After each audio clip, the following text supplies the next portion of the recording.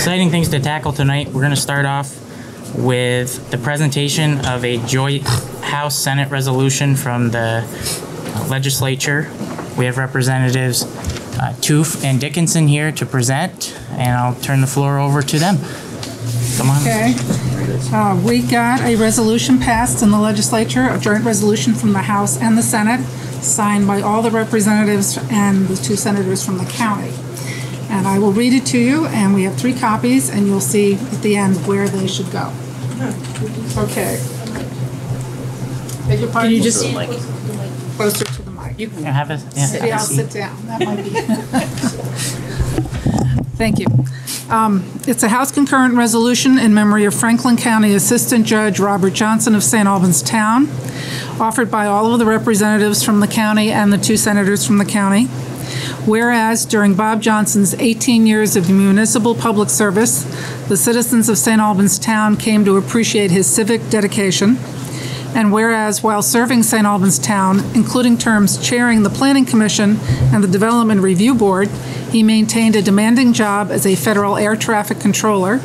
And whereas his familiarity with local land use policy enabled Bob Johnson to serve knowledgeably on the Northwest Regional Planning Commission.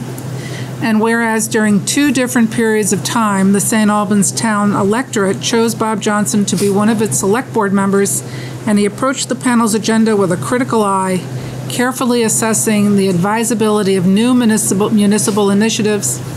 And whereas in 2010, Bob Johnson embarked on a new public service career with his election as a Franklin County Assistant Judge. And whereas Bob Johnson completed a 7-month certification course that qualified him to serve as a Judicial Bureau hearing officer. And whereas when sitting in family and civil proceedings in Franklin County Superior Court, Judge Bob Johnson brought a local perspective to the cases which rotating presiding judges lacked. And whereas he worked to make the Franklin County Courthouse accessible for persons with disabilities and championed this historic building's continuance as an active courthouse, and whereas to the dismay of his family, judicial colleagues, and many friends, Judge Bob Johnson died unexpectedly on April 30th, 2019, and his survivors include his wife, St. Albans Town Manager Carrie Johnson, and their children. Now, therefore, be it resolved by the Senate and House of Representatives that the General Assembly extends its sincere condolences to the family of Franklin County Assistant Judge Robert Johnson of St. Albans Town, and be it further resolved that the Secretary of State be directed to send a copy of this resolution to the family of Bob Johnson, to the St. Albans Town Clerk, and the Franklin County Clerk. So we're here to deliver this to the Town Manager, and it's, and you can, I'll try. And there's 3 copies, one for you, one for the Town Clerk's office, and they can be printed. Thank you very much.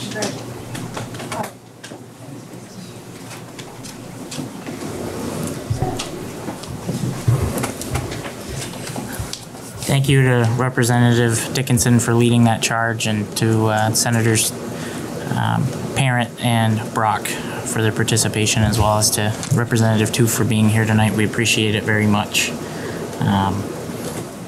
As we've said here before, Bob Johnson has left you can't refute the mark that he's left on St. Albans.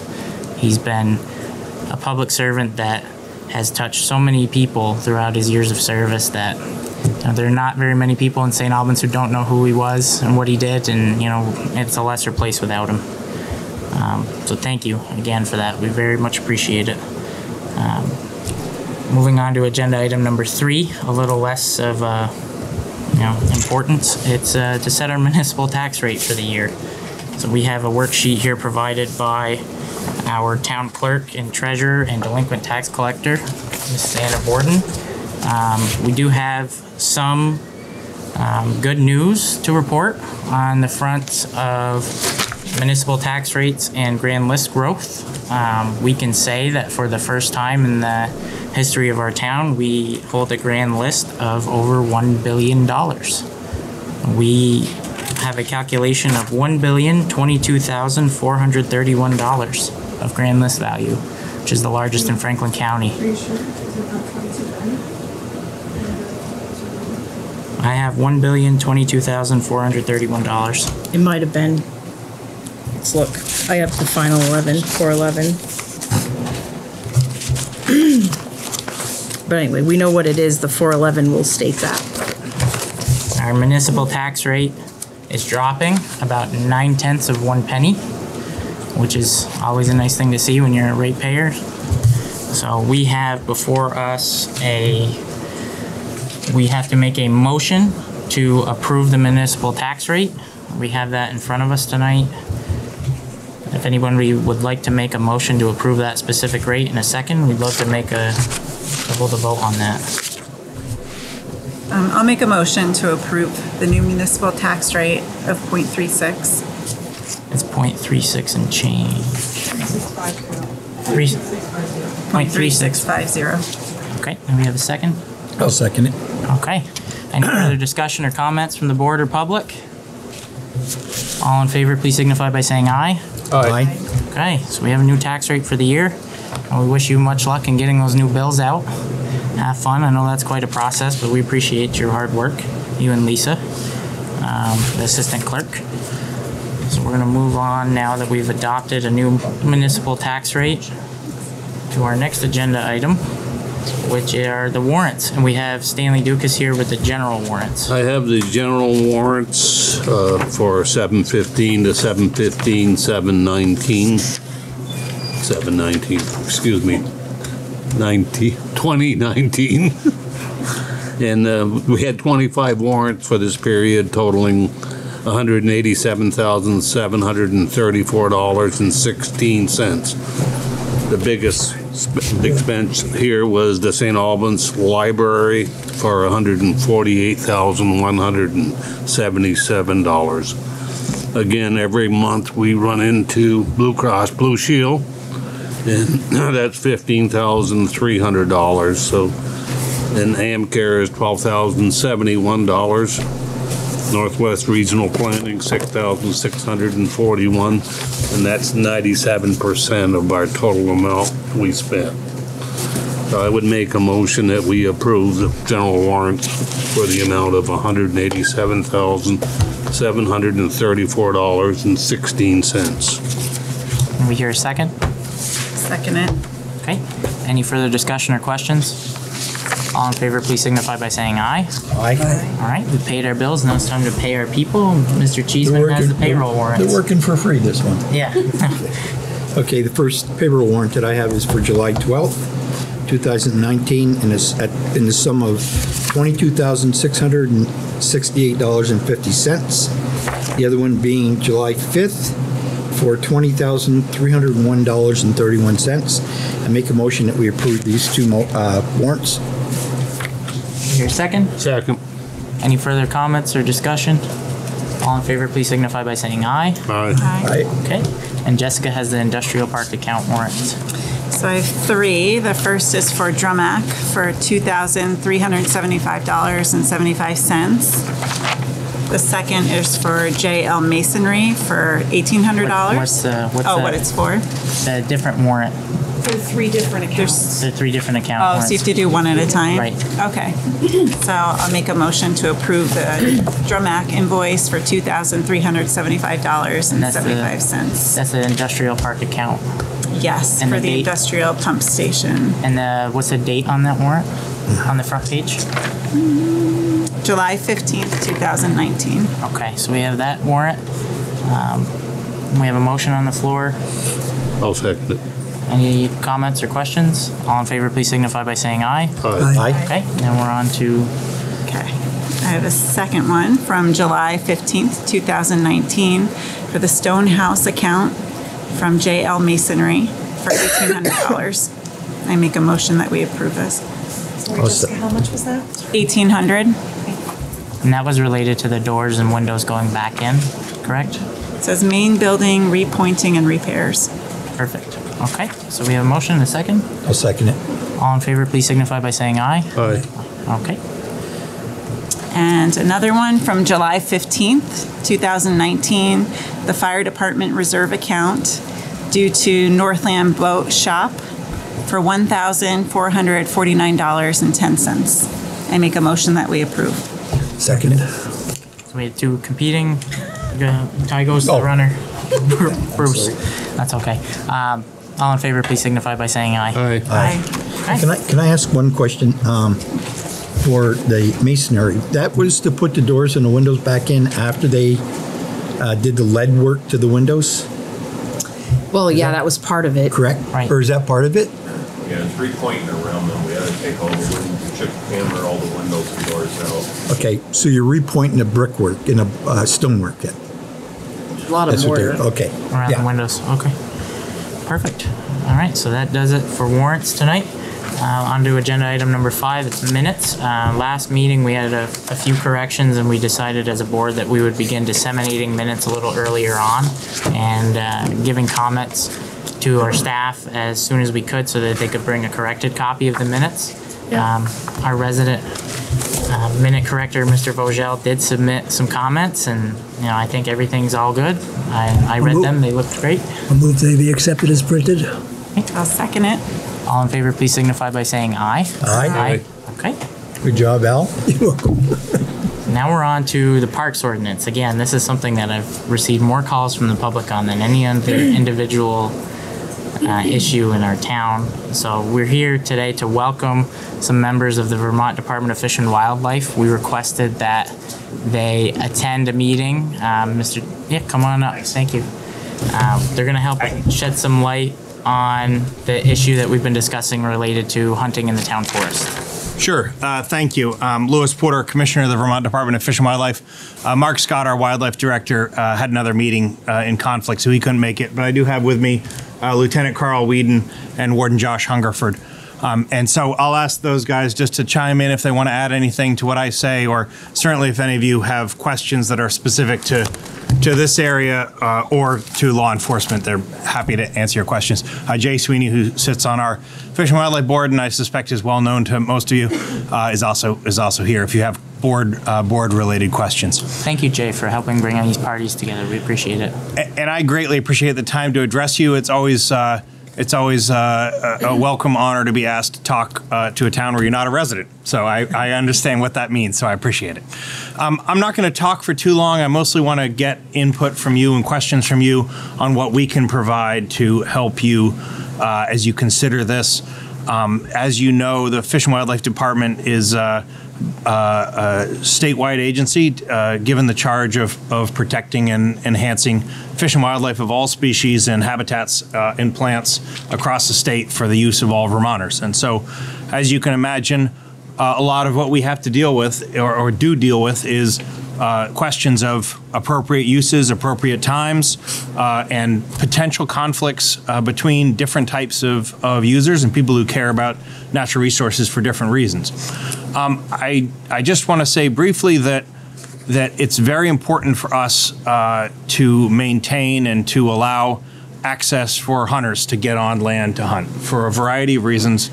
One important reason being that largely that's how fish and wildlife conservation in the state of Vermont and around the country is funded. Another important reason is that it engages people in the environment, in the natural world, and prompts them to care about it. We're ultimately an environmental agency whose mission is engaging people through wildlife recreation of all kinds, from bird watching to hunting, fishing, trapping. And last and maybe most important, hunters are really our only tool to manage wildlife species. And that's an important part of our role. It's an important task that hunters take on. I understand that the quandary, the situation that the board's in, having a piece of property that's valued by a lot of different residents and visitors to St. Albans who value it for different reasons, want to use it for different reasons, and may be concerned about various conflicts, either of access and use or other types of conflicts. And so I understand as an agency that manages land ourselves, we get that, and I understand the challenge you're facing. I would just point out a couple of things to you, one of which is hunting is an extremely safe activity. It's actually one of the safest outdoor activities that people engage in, much safer than skiing, tennis, much safer than cheerleading, for example. It's about as risky as playing golf. But I also understand that, and I should say that thanks to the work of our wardens and our hunter education folks over the years, the legislature working with us to mandate that hunter education be required before anybody can hunt or trap, it's become much safer over the years. And we frequently go years across the entire state. We've got somewhere between 60 and 70,000 hunters. We frequently go years without a single fatality from hunting, and sometimes without a single serious incident, serious injury. Having said that, I do completely understand the apprehension that people who use the outdoors have sometimes, particularly if they're not familiar with hunting and the hunting tradition, hunting safety, issues like that. So I don't discount that at all. You have people in the woods with firearms, right? And sometimes in camouflage, although we urge them to wear hunter orange. And so I understand that anxiety. I would point out to the board that conflicts between hunters and non-hunters are very unusual, and typically those conflicts are similar to conflicts that people have when they're at the grocery store or driving or whatever, get resolved between people. We do have a law enforcement force of wardens, about 34 or 35 wardens in the field right now. One of the highest levels of wardens in the field we've had in many decades, to help resolve those conflicts if they're not resolved, between citizens or if somebody's violating the law. So we stand ready to do that. But such conflicts are quite rare, and frequently people who are hunting are occupying lands that other people are using for other activities at the same time, and largely without those kind of conflicts or issues. But I'm not going to tell you that such conflicts never arise.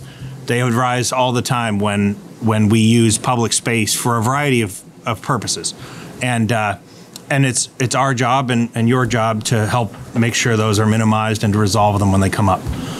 One last point I want to make to you, if I could, is the issue of deer management in Vermont is becoming much more challenging for us. Despite what most of my hunting constituents believe, we do have parts of the state where deer numbers are much higher than is healthy, either for deer or for their habitats or for people.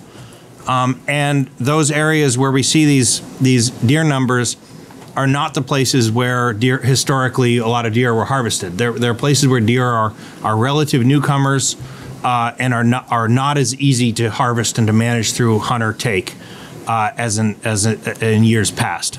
Places like the Burlington area, Montpelier, St. Johnsbury, Rutland, Bennington, places with a mix of urban and suburban areas, and especially those places that back up against significant amounts of, or are near significant amounts of rural areas, a lot like St. Albans town. And so I would urge you to consider leaving the land open to hunting for all of those reasons, but especially given our challenges in deer management. And what we know from other jurisdictions is that hunters are really your only way to manage deer. Staten Island just spent several $1 million capturing deer, sterilizing them and releasing them. They've made almost no impact to the deer population there, despite many millions of dollars spent. Deer harvested by people and hunters is really the best way we have to manage them, and by far the most effective way for municipalities and other jurisdictions to manage them. So I've talked for quite a while. I'll be quiet except to answer any of your questions, and I'll get you any information I can to help. I've been, this is a tough decision because it's almost a damned if you do, damned if you don't type thing. And I put a lot of thought into this as to which way I might sway. And I've come to the conclusion that basically that this is an awareness problem. And that's what I've come to a conclusion to figure, that it's an awareness, during the deer season, that the people that are up there that are walking, hiking, doing whatever, have got to be aware that it's deer season and there are hunters in there. So dress properly with the bright colors and stuff. I really believe right now that we shouldn't do anything different than what we're doing right now, other than have a very good awareness program during the hunting seasons up there. So some places in Pennsylvania have had good luck, because I understand it, by posting signs at the entrance to places that have a mixed use that say, hunters and dog walkers and bicyclists are welcome. Please be aware it's deer season. On these dates, we recommend you wear orange or make sure your pet's on a leash, whatever. So exactly. So why restrict it from either party, where all you got to do is work together and have a good awareness program and let it go? And we're happy to do anything we can to help you with that. Now, especially after I read the statistics about the number of fatalities during deer season. Much, much lower than what I ever imagined. Yeah. Do you think, sir, that having a mixed use results in a poorer quality of hunting for hunters? There are certainly times where I've had it happen to me. There's certainly times where you are in a place, maybe it's the final minutes of the deer day of the legal hunting hours. Somebody's walking their dog. Maybe they scare a deer that's under your stand, or you think they do. Any mixed use of any kind has the potential for everybody to have to give a little. And I think it's incumbent on us as hunters to appreciate land that's open to hunting and to acknowledge that that's not our land. We're using somebody else's land, and we need to be as gracious about conflicts as other people are for us. Hunters have 16 days of rifle season, so it's not a long period of time. They can be pretty invested in those hours they get to hunt, but it's incumbent on us to realize it is a mixed use, and it's land that is open to these other uses, and we need to be as gracious as other people are in allowing us to access that land. I'm sorry. My own personal feeling on the subject is that to better allow hunters to do their activities during rifle seasons and possibly black powder, we should almost close it to non-hunters. It seems as though that if they only get 2 weeks out of the year plus a little while for black powder, that we should almost allow them to do their activities that, that forest is open to the rest of the population almost, throughout the year. I mean, Al? The rifle season goes 2 weeks before Thanksgiving. Yeah, Thanksgiving. 16 days, so 2 weeks before, and then the weekend of Thanksgiving. Right. Do you have any statistics on snow? Yeah, it's getting later, and not as reliable during the rifle season. I mean, this last fall was an unusual rifle season in that we had snow right through rifle season, which we like to have. It does not seem yet that the breeding season is moving later. Maybe it's more connected to the length of the daylight than it is to the weather. But certainly the snowfall and the ability to have tracking snow is not as reliable as it used to be. I have I forgot one question, but I have two questions. First of all, does the town have the legal right from the state to mandate? I agree with what Bruce is saying. Mandate that in terms of awareness, everybody wears bright orange in the town park. That's a good question, and one I'll have to get back to you on because I'm not sure. So I know we can recommend it, but can we say, just for liability purposes, everybody wears it? I'm not sure. That's a good question because you are the landowner, and landowners have fairly broad authority and rights. I don't know that I've ever had somebody ask me that question, so I'll circle back to you on that. Oh, good question, Al. That is a good question. The other thing that I wanted to say is that the deer population must be pretty high right now, because between exit 19 and 18, I've seen an awful lot of deer beside the road that have been hit by cars. Yeah. And my wife and I were in downtown Burlington over the weekend, and there was a deer on North Avenue in front of Burlington High School. So I wish I'd thought to bring it, but I'll send this to you also. If you look at a map of where deer were taken in the state of Vermont in 1970 and where they were taken last year, there's almost no crossover. So there were very few taken in Franklin County in the 70s, and a huge share of the deer taken in Vermont are taken in Franklin County now. Really? And that's in part due to changes in the forest landscape and less undergrowth growing up, fewer logging jobs, frankly, going on in some of those more mountainous areas, and deer shifting to the mixed suburban and agricultural rural areas like Franklin County. As for the deer population right now, we had a very kind of a strange winter. It was a very tough winter in the top of the Green Mountains and in the Northeast Kingdom, and a pretty mild winter in the valleys, the Connecticut valleys and the Champlain Valley.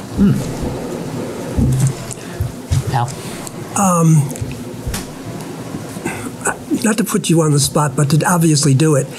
If a hunting season starts with bow and arrows, I understand. Yeah. And also was small animals and things like that, beginning somewhere in late October? Yeah, so just to give you, turkey season in the fall starts in late October. Fall bow and arrow starts in early October, then the turkey shotgun or bow and arrow season starts in late October. The early bear season starts September 15th. And then the deer seasons start with November 9th to 10th is the youth season, and then rifle season. Oh, and you have an earlier archery season than that too, but then the rifle and muzzleloader seasons start with the youth season, then the rifle season, then the combination muzzleloader and bow and arrow season. So I've heard mostly from rifle shooters, and their particular was, why don't we just allow for rifle shooting? What is your opinion on that? You mean in general? Yeah, just the 10 days or 15 days, whatever it is for the rifle season. Yeah, 16 days of rifle and not allow the other seasons? Right. Well, in order to manage the deer population, we would have to allow does to be taken by rifle in order to, because you manage the deer population by your does that are harvested, not the bucks. Vermont has and had for a long time a kind of aversion to having doe rifle seasons for a lot of reasons, some of which are just historical, some are due to archery and muzzleloader hunters wanting to have an opportunity to harvest deer. It would be possible to do that. I think it would result in quite a long rifle season, and you'd disenfranchise your archery and muzzleloader hunters. Incidentally, we want to keep archery hunters because in those suburban places that I mentioned where deer management's becoming a challenge, archery hunters are a great tool to do that. More accepted by the non-hunting public, the season's earlier, they can take does. So for those reasons, you want to keep your archery hunters happy. I think you may be hearing primarily from rifle hunters in this case because they're probably concerned that that's their season that's most at risk. In other words, less likely to not allow bow hunters because it's more accepted by the general public. Gotcha. And I live on the spot, so no worries. Do we have any other questions or ideas to float? Do you have any understanding of why the town of Williston has forbidden or closed their town forest to deer hunting? I have similar reasons to what you folks are wrestling with, and you know, it's a shame because Representative McCullough, who owned a portion of that property that's gone to the town where that's now prevented, I think argued vociferously against closing it to hunting. Because he, as a land manager, he'd seen the importance of hunting to manage the deer and to prevent them from damaging the landscape. It's an activity, I mean, we have to be honest and acknowledge it's an activity that people find unsettling, particularly if they are not from a hunting background. And so I think those were the reasons. Williston also has a discharge ordinance that's related to that maybe. But it's similar reasons. I think this is going to be a conversation we have more and more around the state, and I think it's going to be it's going to be important that we reach out to municipalities and have this discussion about the importance of managing deer as part of that context of where they allow what on their town lands, if that makes sense. Yep. Yeah, I think our awareness program could start right here too when Anna's issuing hunting licenses. You do, don't you, Anna? No. Oh, okay. Well, they're predominantly online now too. Yeah, a lot of people buy online. You can get them online now? Yeah, I Yep. bought one from my phone for my camp this weekend. Wow. Now, do you see any other towns in the area or in any other parts of the country utilizing no-cost permits just for a town to be able to catalog information as to who's on its property and what they're hunting for, on what dates? I don't. I know that some of the land trusts around the country have done something similar. They have a hunt by application kind of system. I would just caution you about that a little bit because I think the data you'd get from there would not be very complete. And I think you'd want to do it for all users so you could get a good picture of the entire use of the park. So I would approach it as not just applying to hunters, but applying to all users and the times they use. Because what you're really concerned about, and understandably so, is that conflict among users. And you really want to know when the dog walkers are there too, and when the hikers are there too. Exactly. So you'd want to have some kind of a system for gathering that information from everybody. But I think your results would be maybe not great data unless you had a pretty good way of collecting it and making sure you were getting it from everybody. Right. Well, on the contrary, though, could you, through statistics, identify how many deer are taken on French Hill? I'm not worried about the park. That's too small, I assume, but to monitor. But I doubt we could get that tight. What do you think, Lieutenant? When a deer with game animals harvested, it's only required to count. okay, Okay. Yeah. Exact location. is not. Right.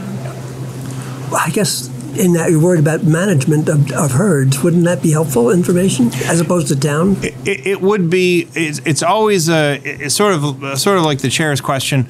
It's always a question of how much data you're getting and how much is it worth. How accurate is it when you're getting it? I do think that pieces of property like the one that you're discussing now will become increasingly important in deer management. Those are increasingly going to be places where people can manage your deer herd, even in areas that are pretty heavily settled. Okay. Very good. I guess we have a decision to make on whether or not we take any action at all or leave it alone. I have one more question. Okay, go ahead. Jessica, what is the the Parks Commission thoughts? Oh, I don't think we came up with a position on it. You did not, No. because I don't know. We didn't We ask didn't them have it to. on our agenda. I didn't think that was really their mission, but I mean, we could certainly ask. Yeah. And I didn't know if anyone in the public had a question. yeah. I mean, I personally am fine with leaving the language as it is and not restricting any activity at this point. Because I do. Awareness, though. No, I do. I think we should put some sort of sign at the entry saying, please wear bright colors, because Yeah. hunting may be happening. I'm sold on that one myself.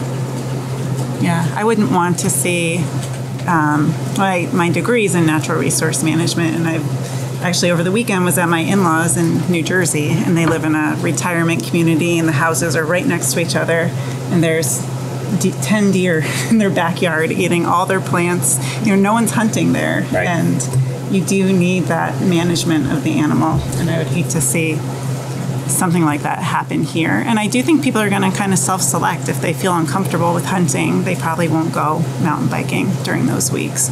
And we had, I forgot to mention, I wanted to mention it, so we had a fawn on one of our sports fields at the school. That thing was just lost. It just didn't know where to go. So, That's happening. Any members of the public? Go ahead. I've been a game warden for 18 years, and 15 of those years been in this area, primarily youth sport district, we cover St. Albans. And I do not remember getting one complaint that anyone doing anything wrong in parcel property. A couple dead deer were hit there, not hit, my parents died. Other than that, maybe responded in that area for dogs chasing deer. To my knowledge, there are no issues there. Hunters, hikers, walkers, bikers. And Lieutenant, you went back through the records for 6 years, right, in preparation for this meeting? The last 6 years, we ran the stats in our computer database. The only thing dealing with this parcel of property is that letter of complaint or something about deer cards. With my experience as a game warden, we were to restrict hunters accessing this property. All that's going to do is keep the honest people out. I wanted to mention that, but I didn't. Yeah. You can tell that to people that call and ask questions about posting the property. It's their land, you have the right to post it, and there's certain criteria that's met to make it legally posted. And I always tell them that that's fine and dandy, but you're only keeping the honest people out. The guys that we look for are the ones that we don't want to post the property for. This parcel of property, there's restrictions. Knowing there's going to be no one else there. Thank you. Thank you. Does anyone have any questions pertaining to law enforcement? Stan? No, no. If they were to close this to hunting, what enforcement issues does that present to the town as far as enforcement of somebody going on there or not? Well, that's going to ultimately depend on how it's restricted. It has to be a fish and wildlife violation for us to respond and enforce that. And as A1s, we're not going to personally control that property to keep people out. If it's a fish and wildlife regulation that's violated, wild people are there, take care of it. But if it's some type of restriction of no trespassing during deer season, that's not going to be our issue. That's going to be a town ordinance issue. It's something that we don't enforce. So that would be local law enforcement then? That would have to be local law enforcement. We're not saying that if someone's up there duking it out with someone else, we wouldn't respond. That's not the case. But as far as us issuing paperwork, sending it to court, state's attorney prosecuting it, it's not going to be our issue. You know, you can sometimes very easily cause a problem by trying to avoid one. Well, I'd remind everyone that this conversation started because we are extending our trail network and revamping a lot of our trails, and we were concerned that the increased public use related to those trail upgrades could clash with our existing hunting use. And I think after what we've heard and the testimony that we've taken, that we can be satisfied with increasing awareness of wearing hunter orange and leaving it at that. I think it was a worthy discussion to have. And if it goes gangbusters up there with dozens of people using it for non-hunting related activities throughout hunting seasons, and it becomes an issue of, you know, one side versus the other because the quality of hunting and the conditions are so poor as to the increased traffic, that discussion may come up again. But I think you've got a board that is heavily leaning towards taking the advice of the Vermont Fish and Wildlife and working to help them in their mission to protect our natural resources. Thank you. I very much appreciate that. And I owe you a couple of things, which I'll get back to you, including the question of whether the town can mandate orange for everybody who uses it. Thanks for coming. Yeah, thanks. I really appreciate the time. Thank you. Thank you very much. So pending the answer to that question, I think we should hold off on discussing it anymore. And then once we know that answer, I think we can insert the language or not into the ordinance and then adopt it. You say next meeting? I would say as soon as we get that information back. You think you could have it to us within a week or so? By the end of the week. Okay. Thank you. Thank you, guys. Thanks. Take this back up again at first. So I have comments to that. Given my job of reading documents, I read through the draft number 3, 7/15/19 town property. And so now that I'm pretty sure I know the decision is to go forward with allowing hunting on the park. That being said, I can redraft the changes to accomplish that. Right now, as it stands, it's ironic, but there is a lot of inconsistencies in the existing regulations. One that says nobody can be in the park when snow falls, in the forest when snow falls. The other says that when the park's closed. The interesting thing is that we've not really made clear our definitions. So parks sometimes refers to the town forest, other times it doesn't refer to the town forest. We have municipal facilities and we have park facilities. And the way it's written under park facilities, then it covers, if you will, the bathrooms, et cetera, but not the larger. So what I would like to do, with your permission,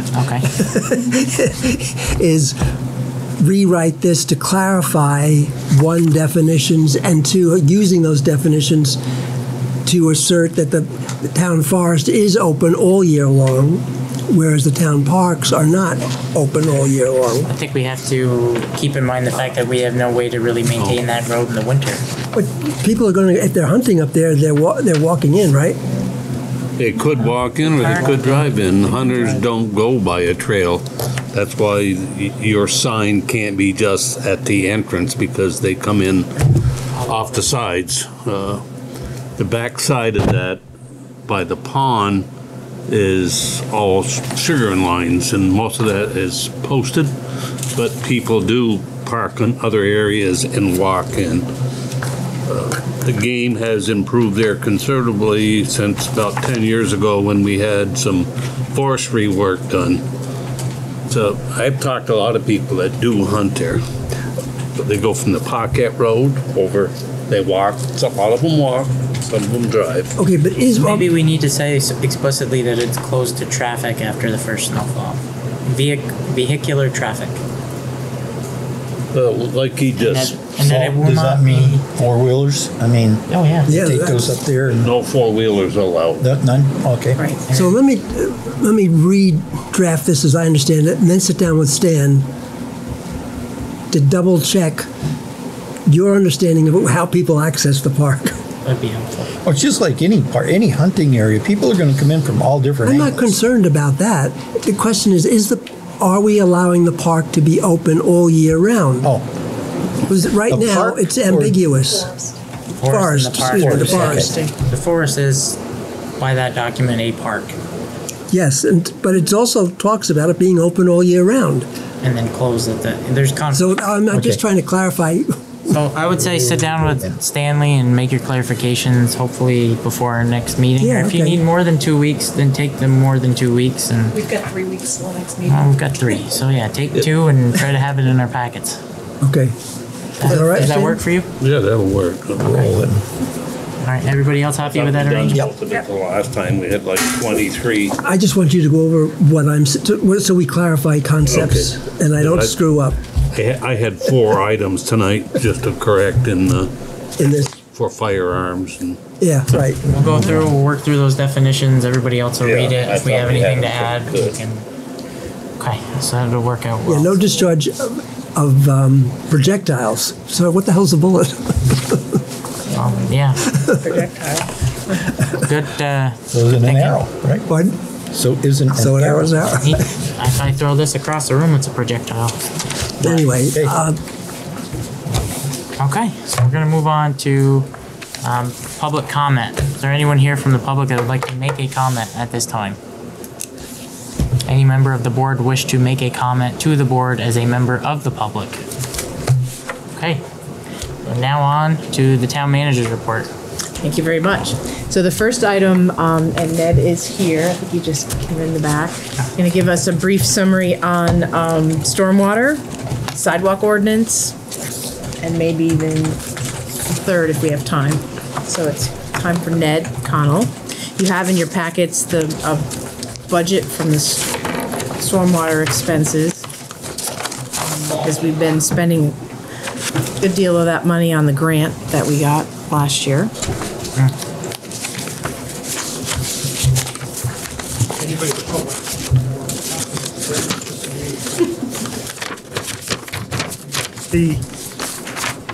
The legal size sheet of paper you have has the budget. Our latest stuff is at the very bottom for FY19. As Kerry said, we've been spending quite a bit of money on the 5 projects that we got grants for. That is the NMC's Big Pond, the Industrial Park Pond, Tanglewood Drive's Pond, small pond in front of Hawk's Nest, or excuse me, behind Hawk's Nest, and the small pond behind Franklin County Rehab. All the projects are under either stormwater review. All 5 require stormwater discharge permits. They're under stormwater review by the state. They should be back to us by early to mid-August. We're hoping that they come through bit by bit rather than all together. And the Industrial Park Pond also needed a wetlands review, and that's out for review also. One of the key things that's coming out in the budget that you're seeing there is getting a stable funding source, just so we don't have to take from general funds and don't have the need of having some sort of variability. But one of the things we've also been working on in terms of stormwater is to get some consultants on board for a stormwater utility. And we have 3 good proposals. They're sitting on my desk, and it's my big task this week is to get them reviewed and one of them chosen, so we can go out and get the stormwater utility at least analyzed, figure out how much we need, what are the fair rates, and what's going on in other communities, and develop it, get that going on ourselves, just so we don't have to draw from general tax revenue on an annual basis or even a semi-annual basis to fund stormwater projects. I don't remember,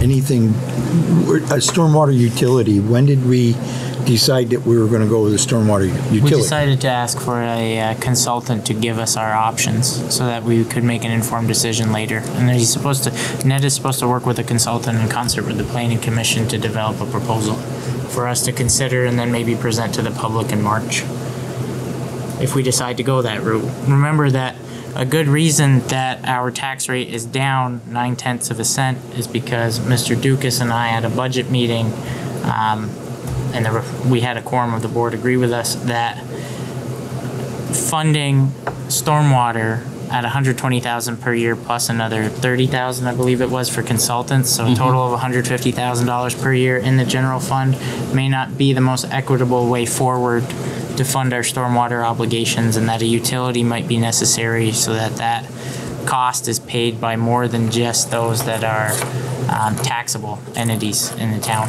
Because a great many of our contributors to our MS4 issues are actually not taxable entities. Well, I can think of one in particular.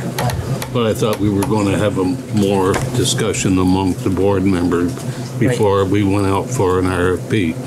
And like Bruce said, I'm not aware of anything that we were going for RFP. Well, you made a suggestion, back at the budget time that maybe we ought to take it out of the local option tax. Well, I think we have to look at every way we could fund that. Are we looking at that with the RFP, or? They're going to look at all forms of taxation available to the town. They're going to make this is the including grants. When you say they, this is the consultants. Yeah. In combination with the Planning Commission, because at the joint Select Board Planning Commission meeting, they kind of asked, and it was agreed upon by most people there, that the Planning Commission would take the lead for the analysis. So you're right, it wasn't decided that we were going to accept that utility, but just do the analysis. It was that we had removed the funding from the general fund so that it was not that tax was removed from the backs of the taxpayer, and that we would seek a consultant to work with the Planning Commission, Director of Administration, to propose a funding source that may very well be the same as what we removed. It could end up being a combination of a general fund tax and grants. It could end up being that, they could very well come to us and say that 1% local option tax, if you're willing to put that on the table, then maybe that's what we should do. But the only thing the point that I was getting to is let's make sure that we're all on the same sheet of music. That's all. Yeah, that's fine. But before we go with the stormwater, let's go back to the funding. You show here $48,505 for the year. Correct. And if I look at year end, we spent $116,000. Where did the rest of the funds go? Part of it is we have grants, so we have 50 cents on the dollar. No, we spent that money. And we're showing here where we spent $48,500. Where is the other funds? Where did they get spent? We need to talk about the difference between the 48,000 and the 112. You're saying what? We've only spent the 48,500 so far. Well, in under Allen's budget line, you show you spent $115,966. Where did Allen spend it, and you're not aware of it, or what's going on? Where's the money? So that's a question I'd like to get answered. We don't have to do it here because we're not prepared. Yep. But I would like to know where that money went. Would you, Mr. Chairman? I would like to see an in-depth. It may be funds that were spent in grants that weren't listed on here. That should have been. We don't have anything on the revenue side to offset any of that. No, but Anna's going to print a detailed transaction report, and part of it is our fees for just regular permits are up in the 30 to 40 range anyway. So, but we'll get you an exact answer. I know we had some for education, but that was not much. No, so I look at this, and where did it go? So this is this $48,505. These are the expenses incurred related to individual projects. The grant, yeah. Is there a macro stormwater total expense that we've made that isn't attributed here? What is it? Where is it? It's going to be in that detailed So we're gonna get transaction that? report. Yep. And So do we have, I think that's what we need, Carrie, is a detailed transaction report. It doesn't And take that- long, that but spells it all out. it does. do we have a accounting system that isolates all our expenses for stormwater? It does, in that we just pull up this Allen's stormwater expense line and they, right. You can do it by year. I think we should review that and then. But why that'll- wouldn't then, what, I think what Stan's getting at, but why wouldn't the grant money be put into that as income and then spent out the whole thing? You can only, you can't do that. What can't you do? There's revenue on one side that Exactly. you can't combine with expense in the same You line. have, now wait, let's get back to accounting. Yes, Revenue comes in and ends as a total. correct. The separate column, all your expenses, and supposedly that tells you a difference either or equality between expenses and income. I'm not looking for it on one column. I'm looking on it on, if you have a stormwater expense program, you're going to have income, the grants that he gets, and you're going to have town money that balances what we anticipate to be expenses. I think that's what Stan's looking for. That's what I'm looking for. Because I know these bond or grants have an end date. If we don't use them by a You date, lose 'em. we're going to lose them. Right. And So what are those dates? I'm looking, and everything's closing on December 15th. Oh, okay. And it says town. I don't think Alan's got that workforce to close these out by that date. So do we lose the grants? I see some problems here, guys and ladies, that we need to understand. We need to understand quickly. That's why I like budgeting. So I think you posed a question that only Alan could answer. Do you think you have the manpower to get this all done by then? The portion that I have to do, I can get it done. The industrial park is to be put out in an RFP, so I don't have anything to do with that portion of it. As far as behind Hawk's Nest and the Franklin Health Pond, I can get that done when I get the rest of the plans done. That night I'm supposed to drive around Thursday morning. But if we get a rainy fall, you can't get in there. We got weather dependent stuff, so why don't you two guys get together and come back? Yes. If we have a rainy fall, I'm going to make a statement on behalf of the grant administrators. They're going to give us some time because we won't be the only town that's left with. Well, we won't be excluded. They'll I guess we're having to the allow board is a others. little. I can't speak for every member of the board, but I can speak for myself, and I think Stanley and maybe Al. When I say there's a little concern that we're not all on the same page, we'd like to know a big picture, what's going on, revenue, expenses, where we're at with grants, where we're at with individual projects, because I can tell you, just last Wednesday, I was approached by a gentleman who neighbors one of the projects, looking for an update, and I didn't know what to tell him. So I think it's just a general, and I know that's what you're here for now, but it may turn out that we need to postpone the rest of this discussion on stormwater until we're better versed on the budgetary end of it and the expense side. And then maybe that would give you and Alan a better opportunity to get on the same page on what's going on and when it's going to happen.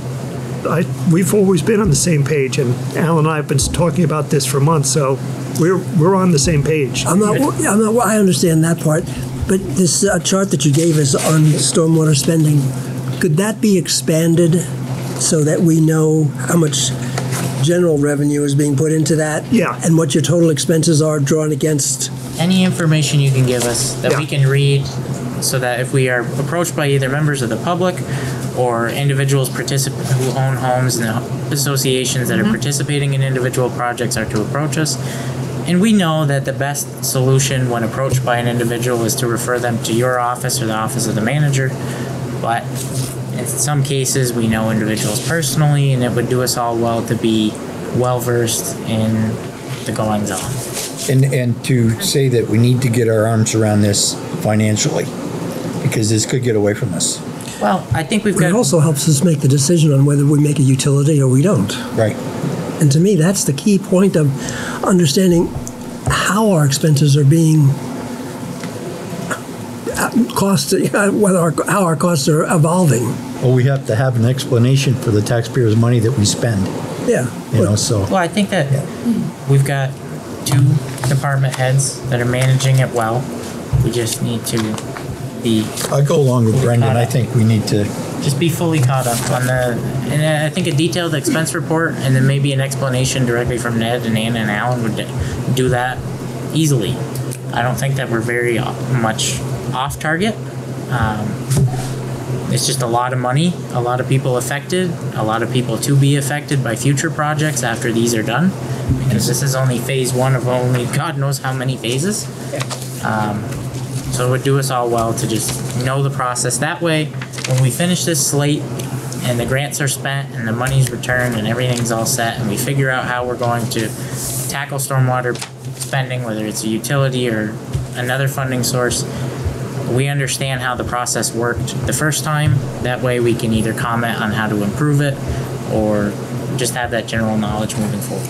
And just remember too that after we get all this work done, our initial rounds that we make, we're not done. I know, that's my next question. Do you have any idea what the estate estimates our total cost will be over the next 30 years? Yeah. You should ask that. Hey, oh my God, did it have to come out on a big piece of paper like that? Yeah, it's a big number. And this is only part of them. There's more to come. So it's about $5.5 million so far, and I can tell you, I think that's just for the town. Just for the town, just us. See, that's part of the thing we have to know to put all this in. That's part of what we're going to use in that analysis. You know, I'm going through stormwater inspections right now, where we hire an engineer to do our inspections to report to the state, and every year there's a substantial cost of repairs before you can get that report to the state, just due to stuff wearing out and stuff. Right. It's the expense doesn't stop after this initial visit. Oh, we got 20 years worth of phases to deal You with. bet your life we do. Well, and then you'll have a lifetime generations of maintenance. Of course. I mean, there'll be eventually, I dare say, against popular opinion, that there will be a force about equal to the force that we have in the Department of Public Works now in about 50 years, and their charge in the summer months will literally be just to maintain stormwater infrastructure in the town. You can't build anything, whether it's stormwater or buildings, without taking preventive maintenance charge fees into consideration. So I think it will not take care of itself. So that consultant, I think, will work with Ned to work that into the cost. Sure he will. Because we've only been putting away, what do we think we need to hire a consultant and show we've got enough money put away to be serious enough to acquire a grant? We haven't had those big picture discussions. And I think now that we're starting to build some of these projects out, we have to have it. This is the beginning of something that's not going to go away. Yeah. For 100 years. It's going to be big. And other communities in our area, like Colchester, has gone through this, has set up a utility, has analyzed the various different avenues. And, you know, one of the key things in my RFP out to the consultants was I did not want to reinvent the wheel. Colchester's got a nice system. It works well. The financial part of it is the part that we need to understand. Is we're a different sized community. We need to understand what best fits here. And well, the city has a utility. You have different streams too, and different people on those streams. The city has a utility, does it not? They do. And I remind us all that we have a joint meeting with the city council scheduled for Monday. At some point down the road, it might make sense that it would save us administrative costs to perform one utility for all of St. Albans. And I think that should be part of the discussion that you have. To start while we're growing, it just, you know, I know I've mentioned it before in these meetings, because we're taking on more property, more buildings, that we're eventually going to have to hire a facilities manager. And part of his job at the beginning could be stormwater inspections. Just to go out, you're supposed to inspect them after every major storm. Just to go out and see if you see anything different or that needs to be attended to. Well, we can, I agree. Allen can't be every place at one time. No, I agree. We need more staff. well, I think, The facilities manager, now that we're getting more facilities. Absolutely. These buildings aren't going to take care of themselves. That's right. so, not to stifle any discussion, but I Yep. think we have to Move on. get some more information and come back to this, I think 3 weeks from now at our next meeting, invite you back for that discussion. Sure. With an expense report, Hey. be able to go over it. And then any status update that you can provide on an individual project, I think you could even list that out and verbally just tell us, this is where we're at, this is what we spent, this is what we foresee, it's on schedule, or we're 2 weeks behind, we're 2 weeks ahead. Right. That would make everybody feel a lot more comfortable. Because, like I said, I mean, we're literally getting approached by members of the public on this. Please, if you do get approached, Refer them to you. yeah, refer them to me, because some of these things change on a daily basis, and I can give them, Well, I'll have a referral for you tomorrow. And yeah, we'll talk about especially the Tanglewood Meadowbrook one that has some special little nuances with that. it. Well, that's Yeah, the that's- one. that's yeah. what I assumed. Ding, ding, ding. Yeah. But we have a bicycle and pedestrian infrastructure impact fee ordinance in front of us. And I'd like to talk about that if the board's satisfied with moving on from our stormwater discussion. Let's move. At this point. Coming back to it. So, I'm good. Ned,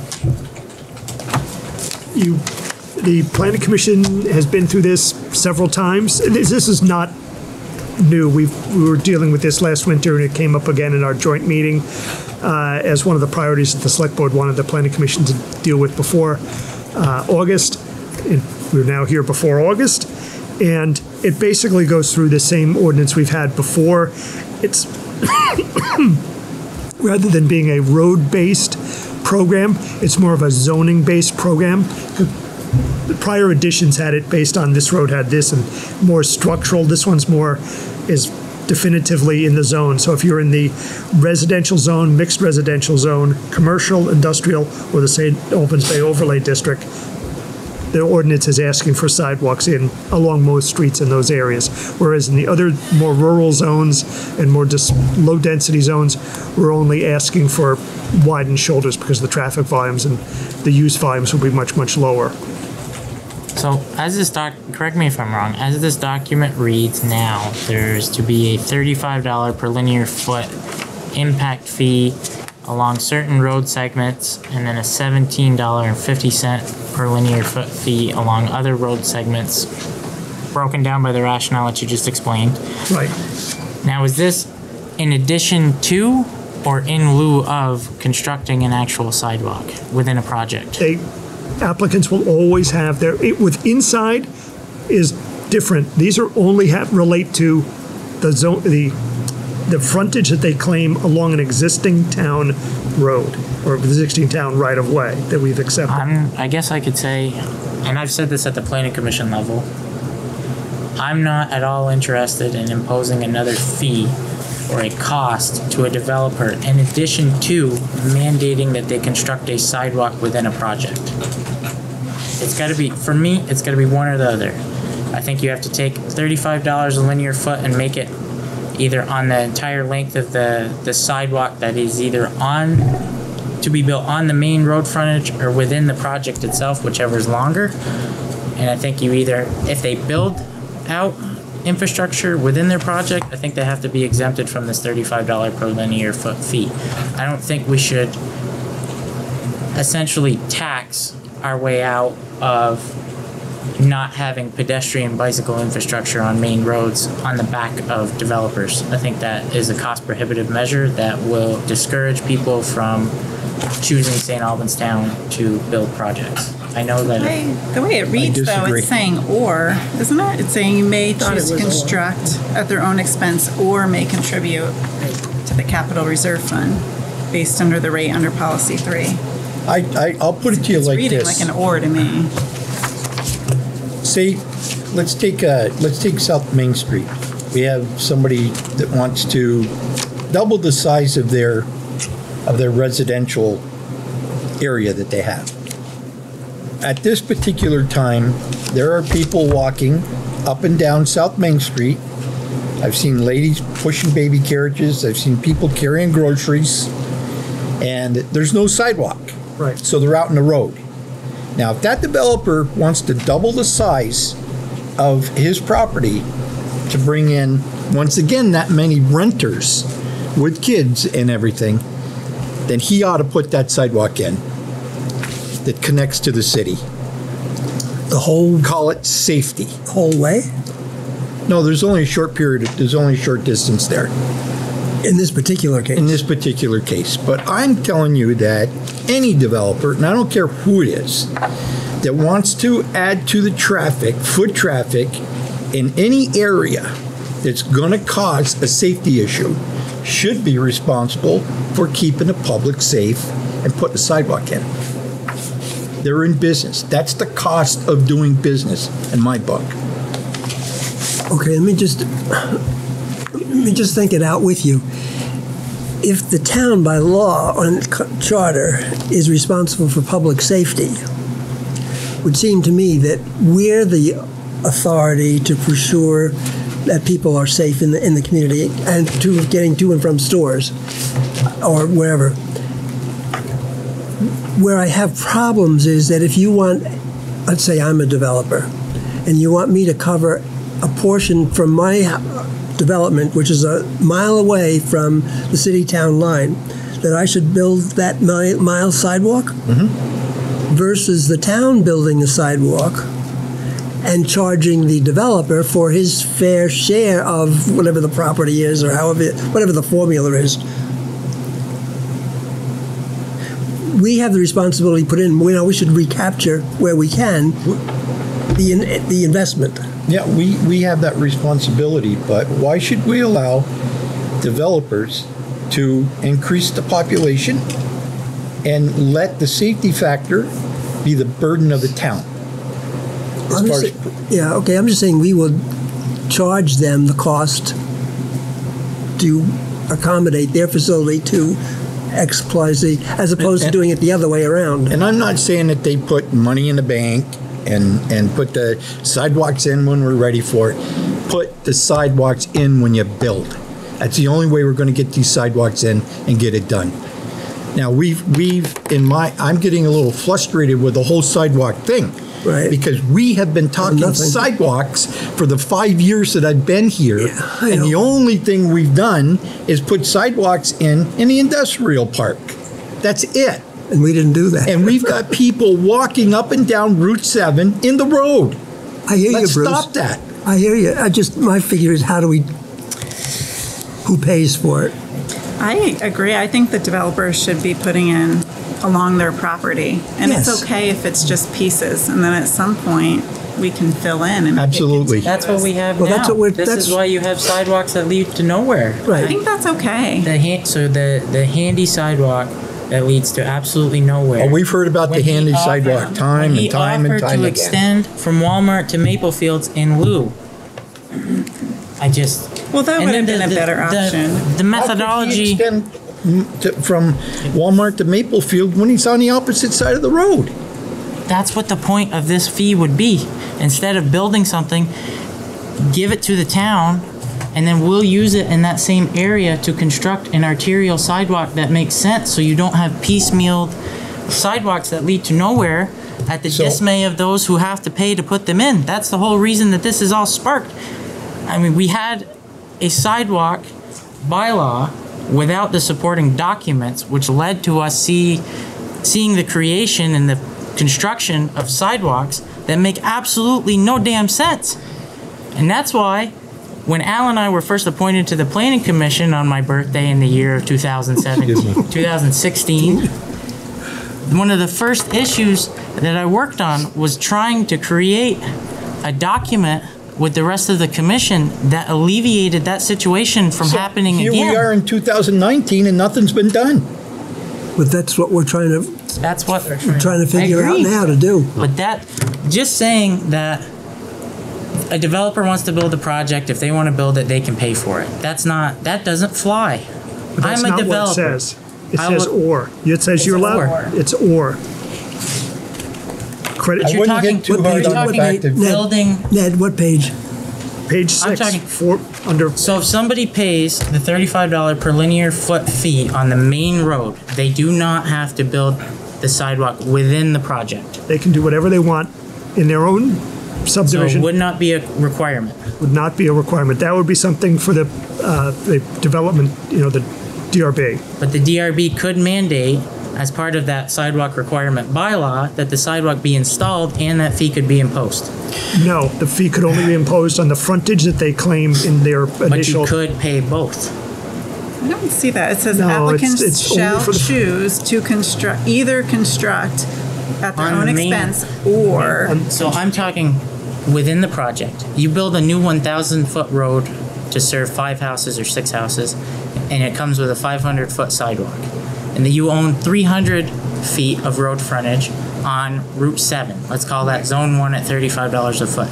I'm looking to be told that there is no case where a developer would have to both build the 500-foot sidewalk within the project and either build or pay to have built the 300-foot sidewalk on Route 7.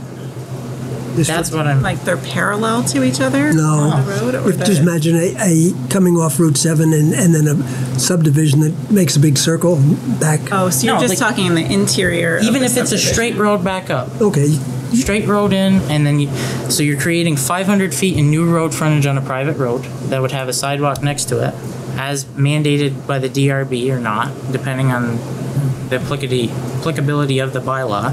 And then you have 300 or 400 feet along Route 7 that would also need a sidewalk. I'm looking to be told that there is no case where I looked at this as a planning commissioner as, okay, it doesn't make sense for you to right now build a sidewalk within your project that leads to nowhere. So you've got 500 feet. You can take that 500 feet, multiply it by our rate, which is $35, wipe that off your list of requirements, write a check to the town for the cost. The town will take that money into a reserve account and use it to build out arterial sidewalks, and then take the right-of-way that you would have left for the town to build a sidewalk at a future date within your project.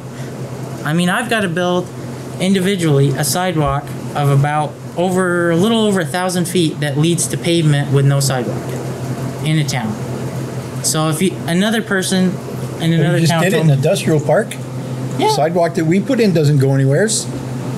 Well, we put in about It ends? 100. We put in 140 feet to finish a sidewalk. Still that was doesn't go already being anywheres. Constructed. Well, I think Brendan. Connects businesses.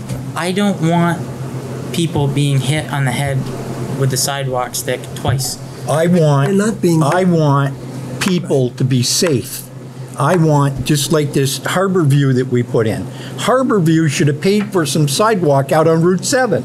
No, it shouldn't have. Yes, it should have. Yeah, I tend to agree with Bruce. At what point does the town not have to pay for its own arterial sidewalks as a public infrastructure? At what point does the rest of the tax base have to contribute Well, to remember something? that the town. You can't build... At what point should the taxpayers be responsible to pay sidewalk over there when that developer is making the money and is in business for a profit? You have a project that has a sidewalk within it that leads to Route 7 that has no sidewalk. The fact that Route 7 does not have a sidewalk is not something that you can fault the developer with. You have to fault the town.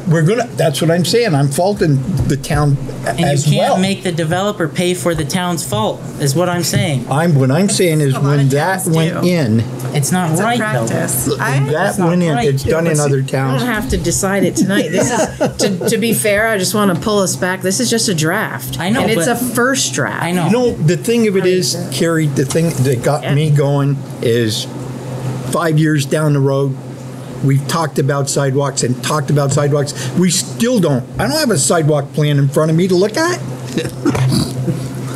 I Okay. will email you a copy tomorrow. So, my lord, let's get some sidewalks in this town. Let's figure I out a just funding think, source that's you know, equitable. that We handy spent- piece comes up The handy piece comes up all the time, and it wasn't the best use of sidewalk. But ideally, that piece north is going to be developed into something at some point, and people are going to be able to walk down both sides of the roads and cross the street safely and access all those businesses. And it's only going to help the business owners and the developers because people want that. If you drive north to south on Main Street, on the west side, you see intermittent sidewalks. Stretch of sidewalk, no sidewalk. Another stretch of sidewalk, no sidewalk. Why haven't we been concentrating on connecting those sidewalks to keep people safe where they're walking in the roads down here, to go to Walmart and to go over to the shopping center and stuff like that? But I think to Jessica, that would also encourage people to come to this town and want to build and want to be a part of it. And that's what this ordinance is trying to do, is to collect money from those actively the growth centers. Well, let's concentrate the wait. Let's push the talk. Stanley. Jessica, 5 years ago, you sat right in the back with your two daughters, and they were doing their little schoolwork. David Schofield was here, and we had a bunch of bikers, and we talked about connectivity between developments. That's right. And so we opt to spend $30,000. We did. To Du Bois and King. Oh, yeah. That's all we did. And that thing got done. Then it got put away in the back room. It's still in the back room. Well, that's why we're here. We got to develop the ordinance that. But Stan, are you willing to put aside tax money? In a couple of months, we'll be here for the next tax year, putting together the budget. How much are you willing to put in addition to what was here this year for next year? Because you cut last year's, and I hate to put you on the point, but you got to put money where your mouth is. You're saying you want to build, then let's build. Let's put some on there right now. I don't have any problem putting money away for connectivity and biking. I don't have a problem. Okay. So I don't have a problem. I want to tell you something. I live on a hillside and I can't do anything, especially if you got a sick person. Yeah, no. You can't do it. If I was considering moving to a development, so I rode around. There's no sidewalks. No sidewalks. You know, we So talk I'd about stayed the on the people up hillside. at Hawks Nest all the time. How nice it would be to put a sidewalk in so they could get to Collins Pearly. How long have we been beating that drum? long time. Long time, I'm sure. Well, let's get off it and get something done here. In 2014, the town adopted a local option tax as part of its charter change. That charter change and that local option tax was spurred by a need for infrastructure, not municipal buildings. We used $3.5 million of local option tax money because we had a dire need to relocate that building off of the bay. That's done. We sit here in a building that needs to be replaced at a different site. We know that. That doesn't mean that this can't be bonded for and that revenue source be used to cover infrastructure like sidewalks, That's like correct. water line extensions, like sewer line extensions. When I was a kid in high school, I paid attention to that local option tax debate, and it was sold to me as a method of paying for infrastructure that would allow this town to grow into the future, not to repair a decrepit town hall or to replace a public works garage, which is something that another community that did not have that revenue source would have been able to bond for and pay over time and still do. We have about $750,000 to $850,000 a year, by my recollection, that we could agree That's to put right. $200,000 a year minimum away into this reserve fund. We could get that passed by our voters. We could do it. We could put the money away. It would be paid for by everyone who pays that local option tax, which isn't 100% St. Albans town. And we could use that money as a guaranteed revenue source to fund these sidewalk expansions and these connectivity projects without having to debate who pays for it. Should the developer get an extra impact fee above? I'm not willing to let the developer off the hook. We already have an Ain't gonna impact do it. fee. They're already paying an impact fee for their impacts. We have to at some point say, we have public monies coming in from this tax and the other tax, and we have to identify how much of it are we willing to put away to actually build sidewalks. Because if we don't do that, and we continue to just wait for checks to come in from different developers, we'll never have the amount of money we need to do anything. I'm with- It'll help is right. It'll be a match for Okay, let's move grants on. for other stuff. I guess. Brendan, when you were sitting in high school, I was sitting out there where Jonathan is now, and we talked local option tax, and the chairman was asking people, what would it take for you to pass? What would it take? And brick and mortar was accepted. So it wasn't just for extending a sewer pipe or a water pipe. Why It can't was we- brick and mortar also. We should invest that money from here Yeah, but on we out. don't have to spend it all in it, though. That's No, you a know. portion of. If we bond for Are the, you talking cash or are you talking about paying a mortgage or? I'm talking, if we wanted to bond $5 million to replace this building, that payment could come out of that local option tax revenue. Right. It would cost the taxpayers a little bit of interest, He's but right. they'd have more Right. money freed up Yep. to be able to invest in sidewalks. With that money and the money you could get from developers, would be outside. Right. I mean, it just makes no sense. I mean, We got it solved. I hear. we can't be waiting 4 or 5 years at a time to No, build just- up a slush fund and then dump it all into one project. No, but what Ned can do is bring us a cost for 2 miles of sidewalk, and we'll put it out to, get a bond for it and build it next year.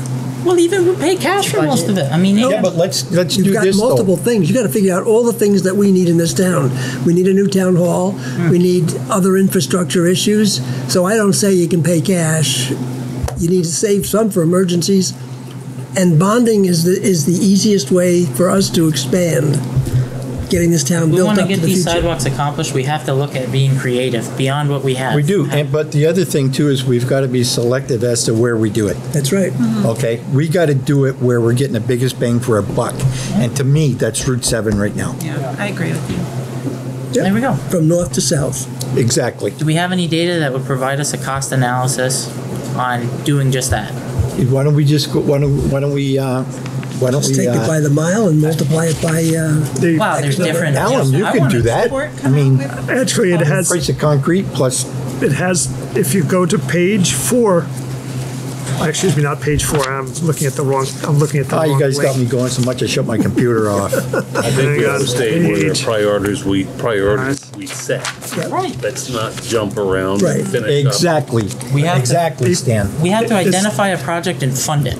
However we fund it, as long as it's equitable, I don't care. But it needs to come at some point, or none of this will ever come to fruition. You know, another thing too, I think that if we talk to the business people on Route 7, I think they finally sit back and say, finally, yes, let's do it. Look how it's going to improve their businesses. Where we really need them is on granting us the right of way. Well, on that subject, I would remind us all that we had a meeting with the consultants in August of last year, I think, as part of that Route 7 connectivity project. And you had several town business owners here representing their businesses saying that right-of-way acquisitions would harm them immeasurably due to parking. I think there's room for negotiation, though. So do I mean, I. you can't just do it without making some concessions to help them reallocate their parking or Well, that's make right, their but that's all I'm entrance saying. nicer. It's got to be part of it. They're not I going could to. only- I mean, you we just shouldn't- have to talk to them. I can only think of a couple of businesses down there that would be hurting as far as parking goes. Dan Forms, maybe. And Yeah, and if you showed up, I mean, Amy and I walked that strip and talked to multiple business owners, and all of them were like, yes, we have workers who walk here, our customers are walking here, our community has people without cars that have to walk. Oh, I to think these we'll get places. it done. I just don't want to Well- paint the picture that we'll be invited into every office we Oh, we go won't. to with That's- open arms. that- you know? that- I mean, No, you there's just gotta some- take a chunk at a There are time. some issues that we'll have to address. Right. You know, we've got businesses that predate the infrastructure, and as such, they'll have conflicts. well, you know what? If we don't start, we'll never know. Let's Exactly. get it going. Let's go. But You asked a question about cost factors. Top of page 6, you can download those files right off the internet. There's state, VTrans accumulates all of their information. It's free and open to the We public, have but to- but hang on, it's about $50 a linear foot for sidewalks. What blew my mind is when I found out that we had a grant and we gave the money back. We had a grant for a sidewalk going up to Sash at one time, and we gave the money back. let me say this. We have 2 elections next Crazy year. as that sounds. We have 2 opportunities to have the public vote on a sidewalk plan that includes a funding source and dates, completion dates.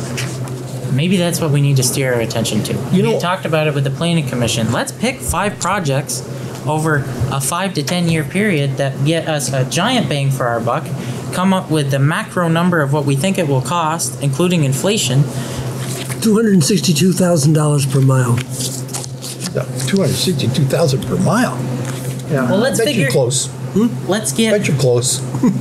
All that aside, let's get. Seriously, I want to identify projects that we want done within the next 10 years. You already have them. Okay. Send them. Let's get true costs. And that's partially in there, but it'd be easy enough to refactor. Sure them them up. Here- Yep. here's something And really important. Let me finish. Let's sure it up. Let's put it together. See how much they cost all together. It's going to be a big number. Figure out amongst ourselves how we plan to pay for it and get the public to vote on it. And just go build them. You know, I was criticized here for, we talking about projects, asking for completion dates and drop dead dates. I've been in the construction business all my life, and I've never had a project that didn't have a finish date. Right. Right. And I think that's part of our problem, why we don't accomplish much, is because we don't put an end date on stuff. So we should tell the taxpayers to vote us out of office if we don't get it done by such and such a date. I'm more than happy to go. What? If we come up with 5 projects that total $3 million, and we think that we can pay for it out of X percentage of the local option tax revenue per year, and not have it be an added expense to the general fund, why can't we propose that to the taxpayers and get 10 years worth of projects paid for in one vote? And just allow the good people here that we pay to administer this, to administer it, build them, so that people like us don't have to be elected to sit here to have conversations that were had in 2003 and 4. You don't know how ticked off I get when I drive through towns like Colchester, Heinsberg, Bristol, you know, towns like that don't have the money that we've got and don't have the assets that we've got, but have sidewalks. Well, I think. You know, there's another good question in terms of Colchester.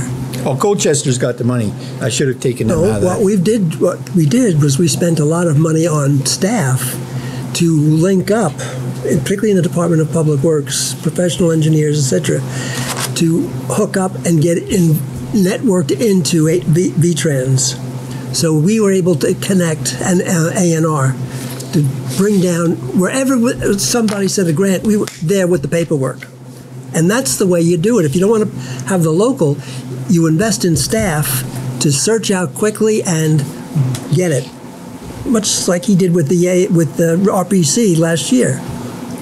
You have to have intelligence people, intelligence I mean now by securing information from other agencies, and as soon as you have that, responding quickly. That means we have to expand staff here. We don't have a big enough staff to set up an intelligence network for the state.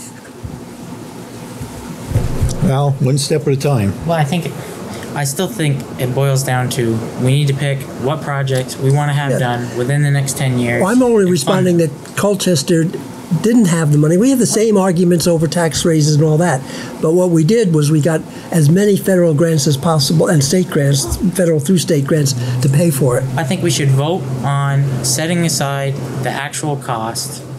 If it passes, do it. And if we can get grants to shorten that up and to save us money, do it along the way. You know, you've got towns in the state of Vermont that are, taxes are a lot more than what we pay here in the town of St. Albans.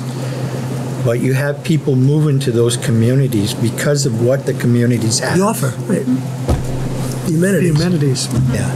The So amenities. So, I don't know. Okay. So, I don't want to. all right. So what's our instructions for in the 2 weeks? Well, I guess we have to. It's 3. 3, excuse me. I need to Little more reread time. this personally. Okay. Yeah. Maybe make any suggested changes in writing a week before our next meeting. So when are we voting on the tax rate? Already did. Oh, we did that first. Before you got here. Well, had I been here, I would have asked to keep I know that, but let me just say, you can always reconsider. We had a 37-cent tax rate last year. Did you vote for 36 this year? We voted for the. Yeah. We voted for. If what you it had was. saved, you could have saved that penny, wouldn't have affected anybody, and put that into your sidewalks. That would have been $100,000.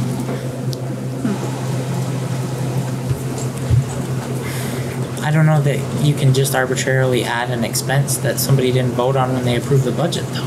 The tax rate's based on the grand list in the budget that was presented. Every year of a surplus that you then designate?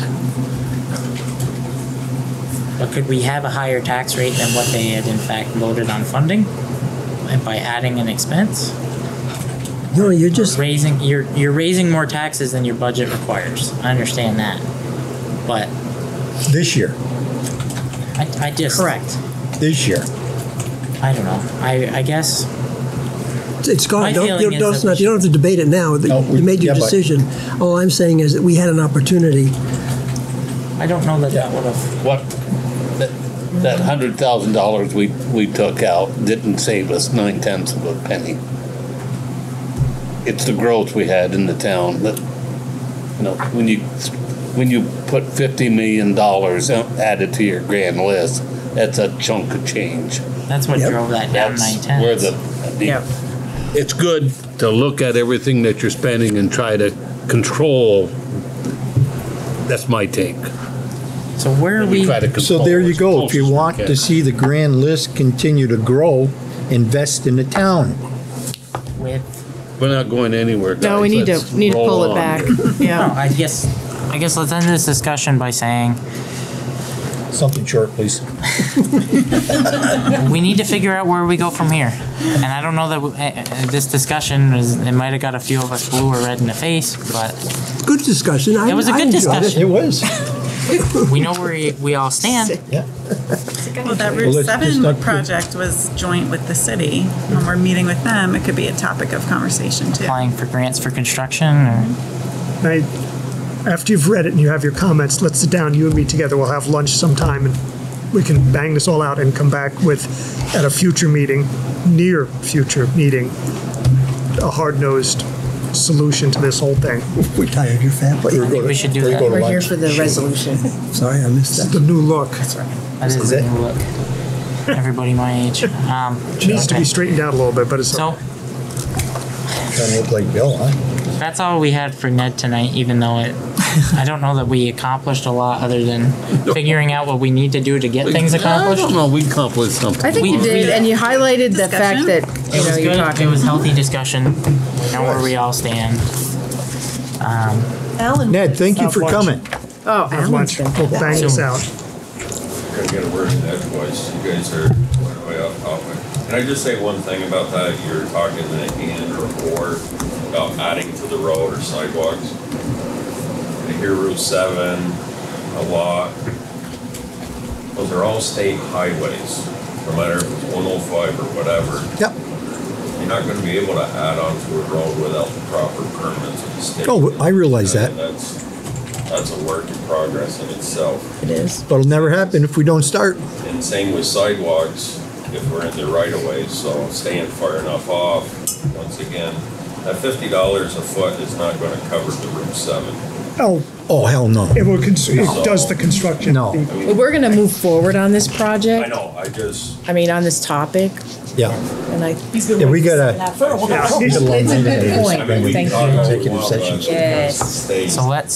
Somebody has to be Debbie Downer at the end of the Yeah. just Thanks for rain on dampering our that. But we Thanks have, for- Keeping it real. Thank you, Ned. Thank you. Didn't mean to what, kind on our of. parade. That's okay. I didn't mean to. Yeah, but the do state has a anything. major program for sidewalks in the Agency of Transportation. They do. And if you know who the coordinator is, you can get it done fast. That's my whole point with having people on staff that can spend time in Montpelier. That said, barring any further discussion, let's move on to a salt shed and Department of Public Works relocation project update. This one should be brief. As you've seen in your packets, Matt is trying to push and apply constant pressure on the grant for the salt shed. So that traditionally moves fairly slowly, but he's trying to get it so that we can actually officially go out to bid this fall on that part of the project, hoping that before they mobilize off the site, we can then begin that next phase. Just proof in case anyone asks you what's going on.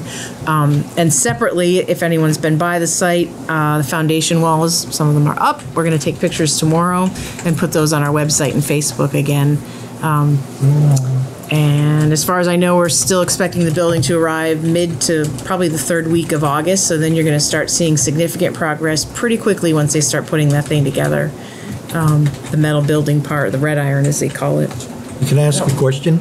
Yes, you may. Is that the mound system I see over there? No, it's a berm. God, it looked like, I thought, holy smokes, that's a big mound system. No, I'm glad you brought that up because Brendan texted me once one night. We didn't build that mound, did we? And I'm like, no, we did not. It's a berm, just to be clear. God, it looks like one though. It's on the site. Would you like to share anything regarding the recent developments with Yes, I will. I Albans? just want to finish up that point because you're probably not the only ones who thought that. There's a berm to protect the neighbors against a lot of our activities, which are commercial. On both sides, you're going to see that. They haven't built the one on the south side yet, I don't think. Oh, they did? Okay, I didn't see it. But That's going to be grass those are just seeded and berms. grassed and everything? Yes. Yeah. And we're not sure exactly, but we're going to put vegetation on top. You have to with something that big by Anyway, law. That's another date. So the other thing is we did finalize the sewer easement, and that's been recorded. That's great. Wow. And so we're moving forward with that and all the permitting. Good job. So finished Great it work. finally. I will say that Wasn't quick, but it's done. our manager and our Department of Public Works director, and even at times our fire chief, Yes, worked very hard it was a team effort. to get that done. That's correct. And great work. So it's all. It was a it's good. process. It took a It long was. time. It did. Well done. Thanks. We did good, I think, as a team. But, so anyway, that's where we're at. If anyone has any questions, feel free to call me. Do you have any questions tonight? How are we doing on directional drilling? You were doing test holes there. Yeah, just doing some test rod pushing, test holes, as far as the wetland, the wet side, everything looked good there. I'm gonna talk to Joel to see if I can get into his pasture land to do a little bit on that side. Obviously, I can't get into the wetlands. Great. But, everything was positive, that was Good. Very good. Once we got the right rod to push. Sounds funny, but it's It was, process. yeah. Oh, it is. All right, so that's it on that project. The third item here, town hall relocation. Brendan and I have talked about this. We do need to push this process forward. As most of us here know, the planning process for this DPW project takes 1 to 2 years really on a good project. So this is where we're actually building the DPW, but need to start looking at the needs of the town hall. I think the first thing we got to do is find a location that we all agree on. Right. I would suggest that maybe we need to talk first about what we really want. Well, that's on a- that's all on for the- a on so much committee. land. Pardon? That's all for a committee to discuss. Yes. It's on the agenda tonight to decide what will the committee be and who will be on it. Okay. My suggestion is Subcommittee, yeah. to make it the 5 members of the select board, the manager, and the town clerk. Call it 7. You need a good working group. I think staff should be represented. If anybody thinks that it should have people beyond that, No, I don't think you should. I think that's a very good idea. I think we should Very have a good. special meeting at some point in the next couple of weeks, maybe 3 weeks, to start the discussions of what does the committee want to tackle first. And it'll have to, of course, we'll have to warn it as a select board meeting. Correct. But for all intents and purposes, it should be viewed as the town hall relocation committee. Yep. And Who on again? The select board? the select board, the manager, and the clerk. That's 7. And that's just off the top of my head. And if you have any additions or any other ideas, feel free, but Food for thought. I want to see something big enough that we can vote at. Yes. Bring the voters That's, in. Yes. and I want something that people will be proud of. Absolutely. so let's, when we get the schedule, I think we should talk about it. I know the clerk left for the evening, but we can reach out with her tomorrow and pick a date. We can do that via email without breaking up the meeting. Yeah, I noticed that. She went from the front row to the back row, out the door. She's thinking about all that work she's got to do tomorrow. Yeah. So, I guess, given that we're already here an hour 40 minutes, let's Yep. move on from that, knowing that that will be the committee, and when we get to schedule, we'll talk about a date. Okay. So we'll move on to the third item, the certificate of public good for Solar Sense. Just you're copied on it. We're putting it on the agenda to, it's not really, there's no need for a motion. Just like to document that we received them if anyone asked you. It's the same thing you talked about at length before. The last item on here is a request. Before we leave that. Yes. Where are we? Are we tied in now with Planning Commission and Northwest Regional Planning? So if somebody comes Preferred solar site thing? for solar, Yeah. are we okay now, or do we have to? I don't think we've adopted, I don't think that we've adopted a procedure, but I think that it kind of got left to the point of let them go to regional, and then if regional accepts them, we should accept them. Well, and regional was still working on. They were working on their 14 process. point On their 14 They go to regional first, then they come here. I mean, chances are if regional. We got a process, and that's the process we're following. That is the process, but we didn't really formalize it because we haven't were waiting for. You gotta do something, so we don't have Yep. that poor people coming and sitting here and Have getting to confused. Come to 2 or 3 meetings. Have to be able to give guidance. And, Okay. clarity and, right, good point. All right. excuse me. We have a wastewater allocation request. Yep. So I'll that's the move that last- we accept that, or we adopt that. We accept the lot 6. The request. Mapleville Depot Road. Yep. I'll second it. All in favor, please signify by saying aye. Aye. Aye. Okay, so we've got 3. I'm an abstention because a quorum carried it. For rules of procedures, did you say aye? For what? Mapleville Water, Depot. wastewater I think I'll allocation. just recuse myself. That's my brother-in-law, and I wouldn't want anybody to say that. So 302. Yes. All right. Anything else under manager's report? I have nothing under there. Okay, so we have schedule. We have a joint meeting Monday, July 22nd at what location? I am not sure. That was something we were discussing before I left on vacation, but it starts at 5:30. I'm just not sure We'll of the find a place to location. meet and we will disseminate it I quickly. mean, we have obviously some public places. We were trying to find maybe a mutually exclusive. Something that said St. Albans and not St. Albans Town or St. Albans City, but we know we have 2 meeting rooms between the 2 of us and We do. we'll get something figured And out. we'll 14 publish. start? No, but what about the old motorcycle place on Lake Road? Harley D's? No, the Now it's on new ownership. Bronson's Landing. I don't know that I want to pick an individual enterprise to do No, something I like think that. we'd be I better don't want off to there. single anybody out. I don't want people Why to couldn't feel we do it over to excluded. Collins Burley or something like that? We need to get in there with big room. Well, Well, why couldn't we do it in the city hall? They've got a bigger conference room than we do. we were thinking something that was neutral, but we'll figure it out, and it very might well be city hall. Yeah, we've got to warn it, at the end of this week. so. I'll get in touch with the mayor tomorrow and report back, for Okay. sure. We have regular meetings Monday, August 5th and Monday, August 19th. And a plug for the first annual St. Albans Sunflower Festival, August 2nd to 4th. Hope Mother Nature produces as beautiful a bloom as she did last year. It was And awesome. National Night Out, that police movement or national entity for public first responders, it's not just police, is the first Tuesday in August, which is the 6th. It's in the park. Usually bring equipment there, and it's just a nice night out that we work on with the city. Yep. It was nice last year. Was. Yep. Yep, had free hot dogs. I went, you worked it. I usually do, yep. Expert hot dog cooker, yep. I'm that good. So we do have you have chair report, but I do have one thing under other business that our zoning Before we move on from administrator- schedule, I was wondering if we could try to come up with a date for the for our town hall relocation committee. Is there anything that anybody can specifically exclude now, or do we want to check our schedules and report back tomorrow? Do you want to do it on a Monday? Doesn't matter to me. Seemed like you guys personally. just- Any day but Wednesday. It works for me.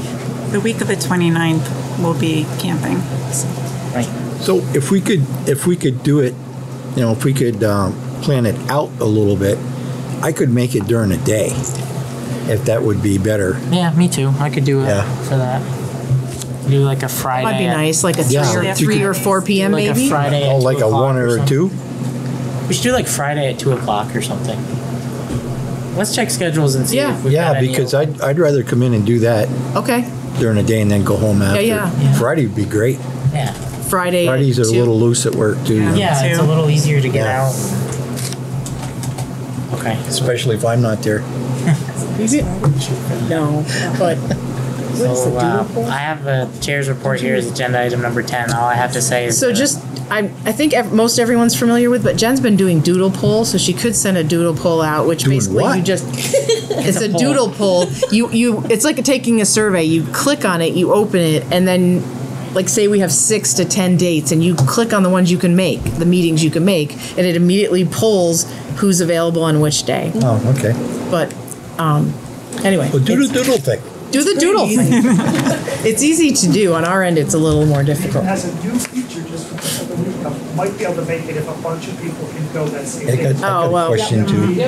Other business. Anyway, so we'll try that under. under other business. I think we want to get to this now. Yep, So, exactly. I'm gonna just forsake my chair's report. Nothing that I have right Okay. now. Can't wait 3 weeks. Okay. Could I add something before we go into executive? Well, we have one thing under other business as well, Okay. but I yes. have one thing on other business too. We've got a line here, and now I need to formulate it. I'm gonna go manager first, so the ZA can do this and leave. Yep. Then we're gonna go. Bruce said he had a comment. Does that still stand? I got a question. Okay, so we'll go. It's a Bruce, brief one. We'll go Bruce's question second to this, and then we'll go Jessica and then out. And then Stanley, do you have anything? Okay. Okay, So- quick question. What we could- Do we still have interested parties on the property at Brigham Road?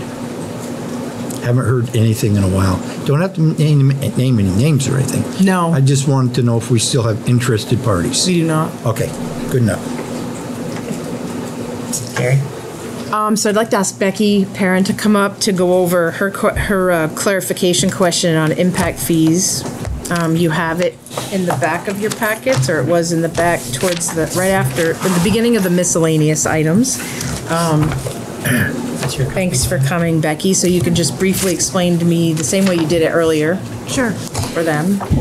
It's pretty simple, actually. I just need a clarification from the board as to how they want me to collect impact fees for duplexes and accessory dwelling units, because there's a bit of a snafu. The ordinance says that we follow the bylaws for definitions, but the definition of a multi-unit building is 3 or more. So we kind of left out duplexes and accessory dwelling units. I believe the intent was that they were to be multis because it's more than one, but literally that's not how it reads. So I just needed a clarification from you as to whether you want me to charge the multifamily impact fees on duplexes and accessory dwelling units, or if you have some other suggestion. The ordinance is not clear. Yeah, I have a little bit of personal light to shine on this. When I built an accessory dwelling, I paid the impact fee times whatever the over beyond 1.0 was. I think it was like 1.4. What you paid, I believe, was all of the impact fee except for the school portion. Our impact fee ordinance has changed the whole way that we do all of this Right. now. And we just need a clarification on So this. how would what do you What find? would be the best for you, Becky? What would make it easiest for you to do? To get a clarification from you. Okay. No, but you explained No, that to me actually, earlier. No, I think the intent was that duplexes and accessory dwelling units were to be charged as a multi. I would Second think that dwelling. anything over So single substitute. family Yeah. would be a, Yeah, it's just not clear in the Yeah. ordinance and in the bylaws whether I do that. I think it makes sense to do that. And so that's her anything larger than a recommendation. single family home. Makes sense. Yep, fair enough. And so could you make a motion accepting a recommendation? Anybody want to? Sure. I'll make a motion accepting the recommendation to have anything over a single dwelling unit have impact fees as a multifamily dwelling. I'll second it. Perfect. All in favor, please signify by saying aye. Aye. Motion carries 401. Very quick and easy, thank you. Thank you. You you, should have done Becky. that at the beginning of the meeting so you could God, go you had to home. wait. That's all right. Yeah, but look at everything you learned since you've been here. I don't know that she learned or got to watch. I don't know. Night. She's thinking of, So moving right along the order, Jessica? Okay, so August 10th, the governor is coming to St. Albans to bike. It's the 10th anniversary of the Swanton Health Path. So he's coming and starting at the hospital, biking to the Bay Park, and then going up to Swanton Town. So I have the schedule. I think we'll be putting it out to everybody tomorrow, but I think 9 a.m. he'll be at the Bay Park, and it's an opportunity for us to showcase the walking path that's gone in and all the work that's been going on, and to also advocate for support in these bike ped projects. So I'm hoping that some of you can come, and maybe Brendan and definitely Carrie can speak if you're, or I'm actually out of town that Okay. weekend, but Brendan is very or capable. Ellen. Oh. 9 o'clock, you said to be at Bay Park? Yeah, I will have the definite details for you this week. Sir, we need money. Could you give us some? Yeah, just this area is growing. This we know people want. We did our survey saying people want bike and ped. Yep. How can the state support us to? Should this town we have some sort of refreshments there?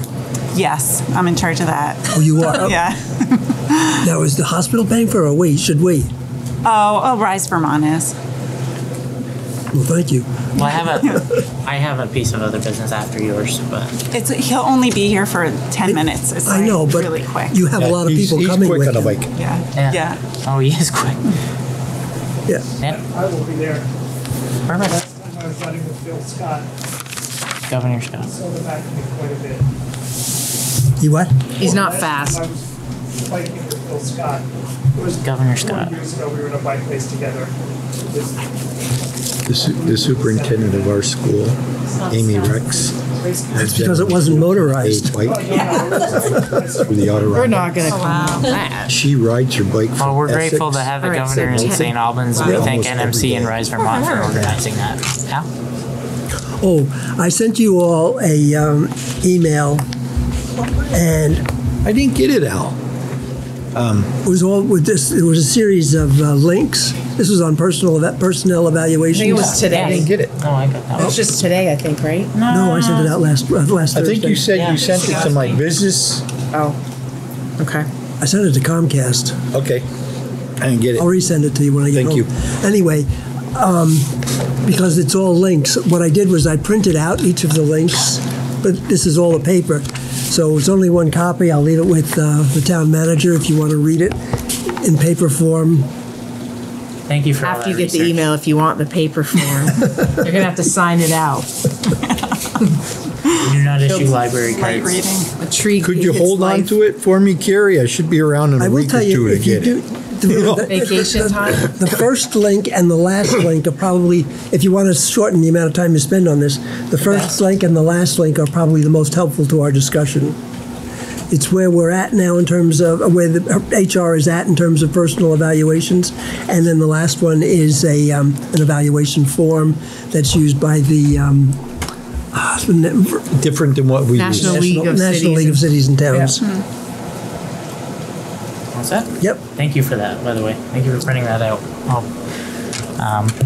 So last piece before we go into an executive session, I know that the hospital is planning to have an employee event, an employee appreciation event for themselves and their kids at Cohen Park later this month, and it's a $200 application fee, and yeah, I'd like to waive it as a thank you to the hospital employees in the hospital. Select board doesn't have to waive that anymore. I do. No, So you can waive that. Carrie can. Yep. So will you do that as part of the application? Sure. Okay. But you don't even have to talk about it at a meeting. I mean, they No. can just be directed to come to Carrie, me. next the money, okay? Yeah. I mean, we don't generally do it all the time because a lot of the people that use our facilities are nonprofits, but we will do that.